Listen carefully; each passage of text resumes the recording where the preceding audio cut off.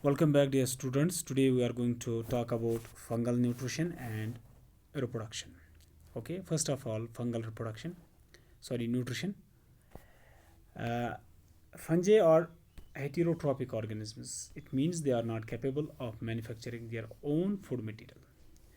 Now, the fungi they are divided into three groups based on their nutrition. The first one is parasitic, then we have saprophytic, and then finally symbiotic. First of all, parasitic fungi. Those fungi which live as parasites on the bodies or inside the bodies of plants and animals, they are known as parasitic fungi.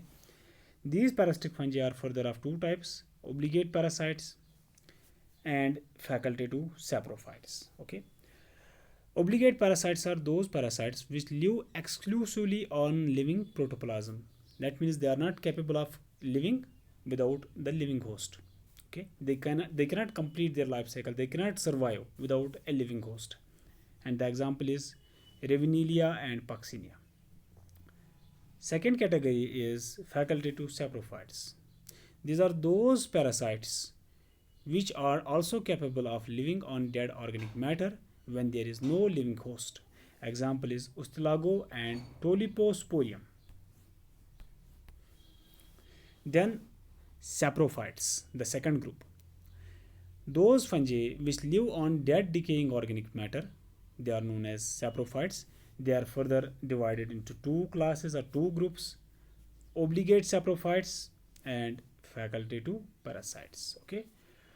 Obligate saprophytes are those saprophytes which live exclusively on dead decaying organic matter. They cannot live on living hosts. Okay.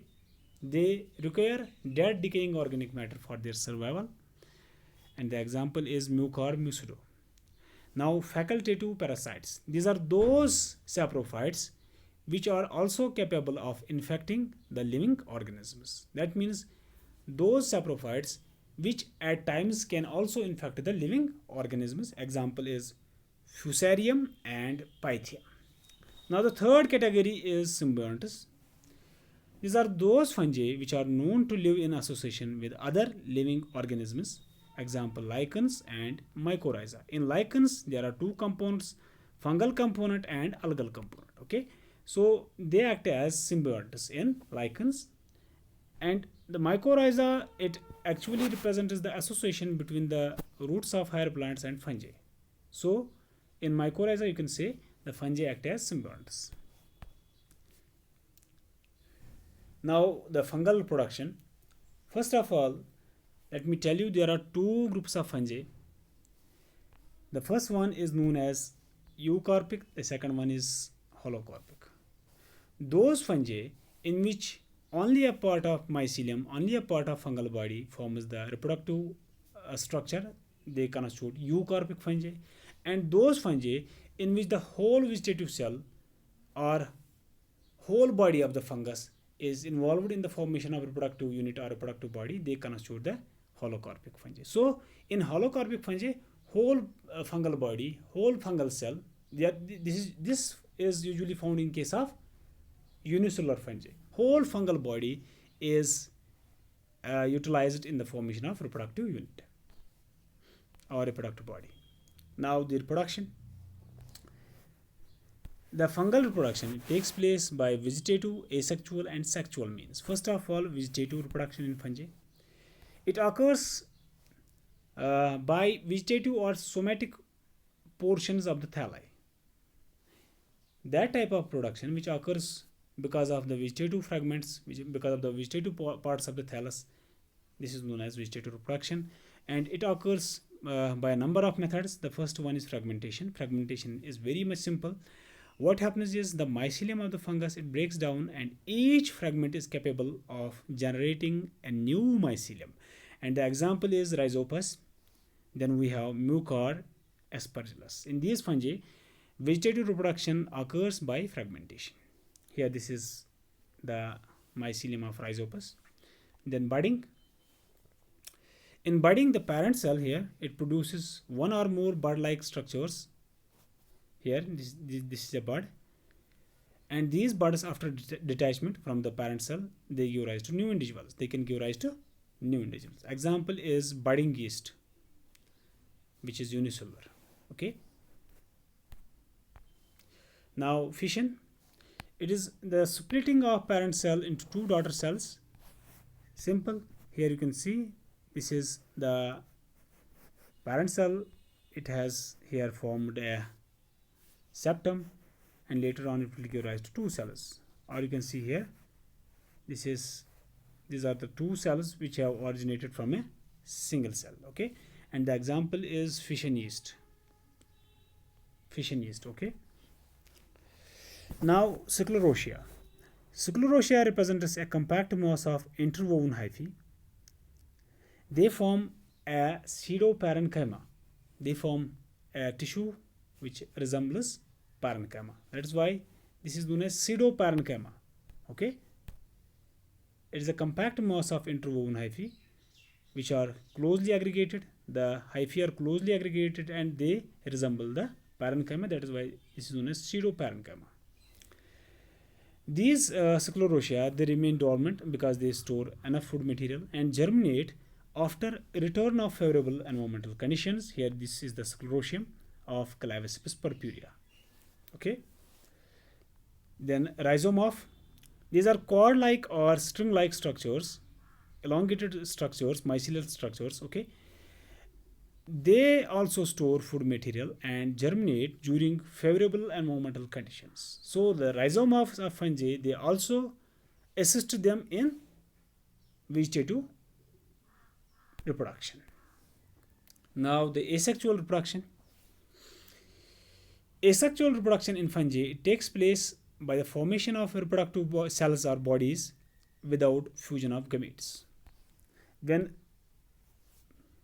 new individuals are formed without fusion of gametes, this is known as asexual reproduction, and in fungi the asexual spores or these reproductive bodies, they are produced by mitosis. Okay, that is why they are known as mitospores. So asexual reproduction basically means the formation of reproductive bodies, reproductive cells without the fusion of gametes, and in fungi these reproductive cells, they are produced by mitosis. That is why they are known as mitospores. They are not formed by meiosis. Okay, they are not formed by meiosis, they are formed by mitosis, and that is the reason they are known as mitospores. Okay, so asexual reproduction is accomplished by a number of spores which differ from each other. The first category is known as zoospore. Zoospores are flagellated spores produced inside zoosporangia. Here this is the zoospore of Saprolegenia, which is an aquatic fungus. They are flagellated, they possess flagella, two flagella. Okay, they are produced inside structures which are known as zoosporangia. These are sac-like structures, and inside these sac-like structures these zoospores are produced. Okay, the examples of fungi which form zoospores include Pythium, Phytophthora, and Saprolegenia. Now the sporangiospores or aplanospores, those spores which are non-motile, that means they lack flagella. These aplanospores are sporangiospores. They are dispersed by wind, and they are known to occur in, they are found to occur in Rhizopus, Mucor, and Pylobolus. So spores which lack flagella, which are non-motile and are dispersed by wind, they are known as aplanospores or sporangiospores. Here you can see